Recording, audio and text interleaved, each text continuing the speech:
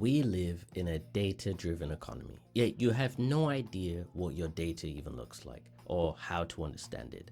That's very bad. Luckily for you, in this video, I'm going to share with you a 3-step protocol to track your marketing data so you won't waste your money or get egg on your face by making the wrong marketing data decisions. I'll break this video into 3 parts for the 3-step protocols. The first step will be the assessment. Second will be the systems building, and the third will be the analysis. So in the assessment, this is the part that frightens a lot of clients in the beginning because they think that their data situation is better than it actually is, which usually is not the case. Now, if you work with private clients, this is the time to be as brutal and as humanly kind as possible, but let them know the truth. Don't sugarcoat it, just tell them the raw data. Now, let them know that you might have to delete a lot of their previous work.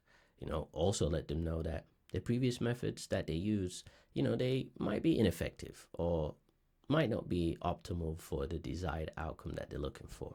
And it is your duty as a creative strategist, to really put across the cold, hard truth. Depending on the size of the business or systems in place or maybe not in place, this assessment period could be a few days, few weeks, or sometimes I've found with many businesses, say between 45 and 60 employees, is months, because you've got to undo a lot of the previous methods that were ineffective or at times never existed to begin with. The better and more accurate you get in this first protocol, the more likely the overall outcome will be for the client in a positive way or for your own business.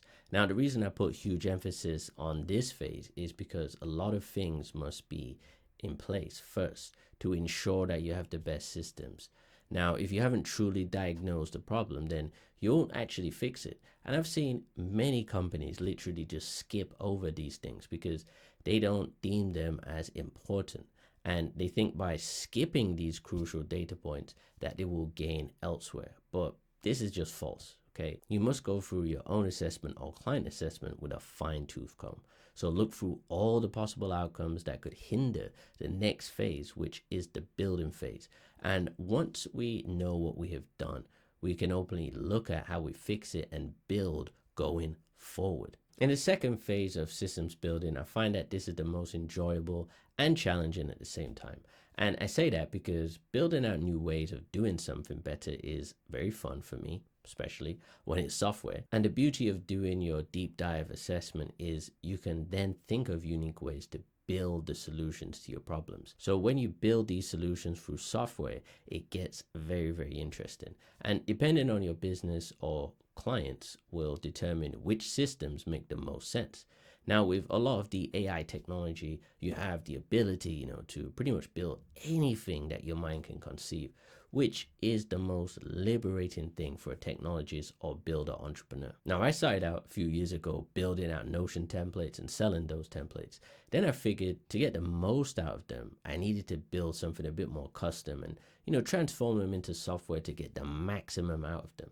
And software can pretty much give your systems high levels of leverage and in your business by pretty much automating a lot of the repetitive tasks or make certain data points visualized, in a way that's intuitive to you or even your client. And I did a video on this recently about how I solved a $500,000 problem with software for a client, which has turned out to be one of my most valuable software applications to date, which is Brilliant Sales. The assessment and building phase combined of the problem took about 4 months.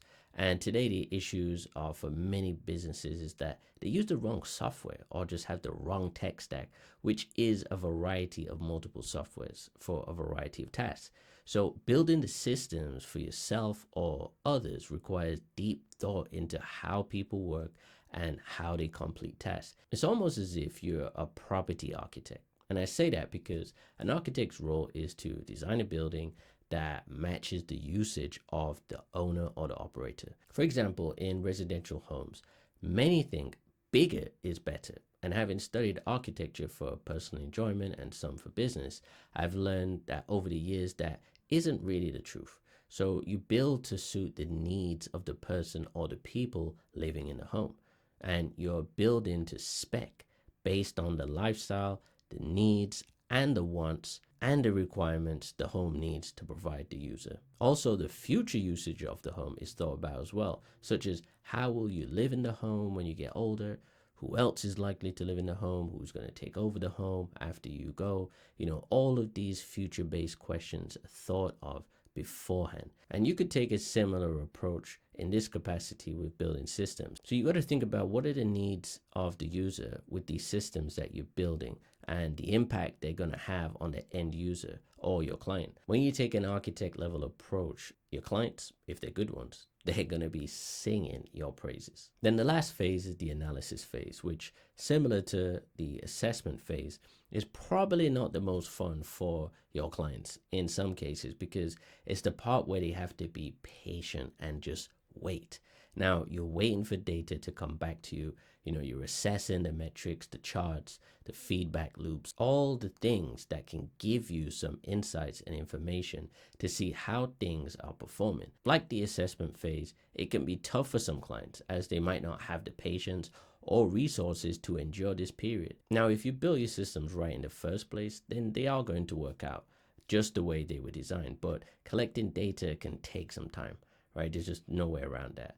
Then once you have it, you have to analyze it, translate what's going on underneath the numbers. And if you highlight the patience required in this phase to your client in the beginning, then it's not going to be a shock for them.